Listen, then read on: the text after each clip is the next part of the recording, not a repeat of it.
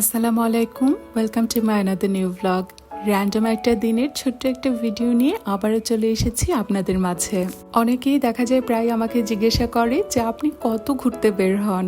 আসলে বলতে গেলে আমার প্রতিদিনই বের হওয়া হয়, বাট স্পেশাল দিনগুলোর কিছু ছোট্ট ছোট্ট ভিডিও নিয়ে আপনাদের সামনে হঠাৎ হঠাৎ হাজির হয়ে যায়। আমার তো মনে হয় আপনারা যখন হাতে একটু পরিমাণ সময় পাবেন তখনই ঘুরতে বের হয়ে যাবেন, আর সেটা যেখানেই হোক না কেন জীবনটাকে খুব করে উপভোগ করবেন। সেদিনও আমরা কোথায় যাব না চিন্তা করতে করতে অবশেষে চলে গেলাম থাই এমারাল্ডে। গুলশানের নিচতলায় থাই এমারাল্ড আর ওপরে হচ্ছে কিয়োশি। বেশিরভাগ সময় আমাদের দেখা যায় আমাদের কিয়োশিতেই যাওয়া হয়, কারণ বাচ্চারা জাপানিজ ফুডটাই খুব বেশি পছন্দ করে। রীতিমতো জোর করে আমরা ওদের ওই দিন নিয়ে গিয়েছিলাম ওখানে। আমরা যখন ওখানে গিয়েছিলাম তখন পুরোটা রেস্টুরেন্টই অলমোস্ট একদম খালি ছিল। আমরা আর একটা ফ্যামিলি ওখানে লাঞ্চ করতে গিয়েছিলাম, আর অ্যাপিটাইজারে আমরা নিয়েছিলাম অন্থন, সাথে নিয়েছিলাম থাই ক্লিয়ার সি ফুড স্যুপ।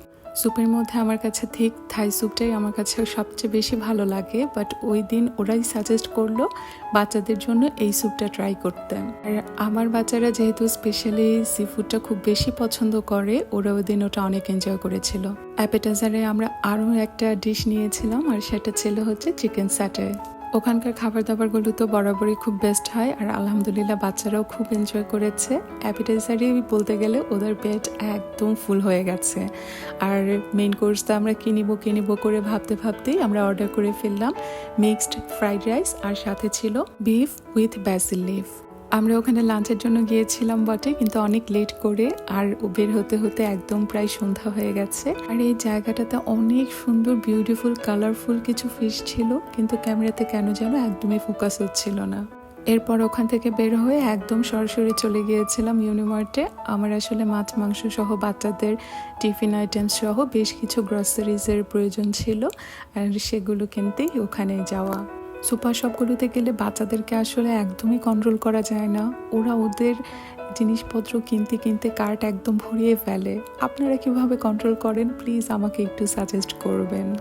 অবশেষে খাওয়া দাওয়া বাজার সদাই সব কিছু সেরে রওনা হয়ে গেছে একদম বাসার উদ্দেশ্যে।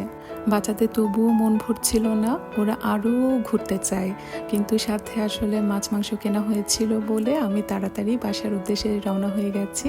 আর এখানে বাসায় এসে সব জিনিসপত্র ব্যাগ থেকে নামিয়ে একটু সুন্দরভাবে গুছিয়ে রাখছিলাম।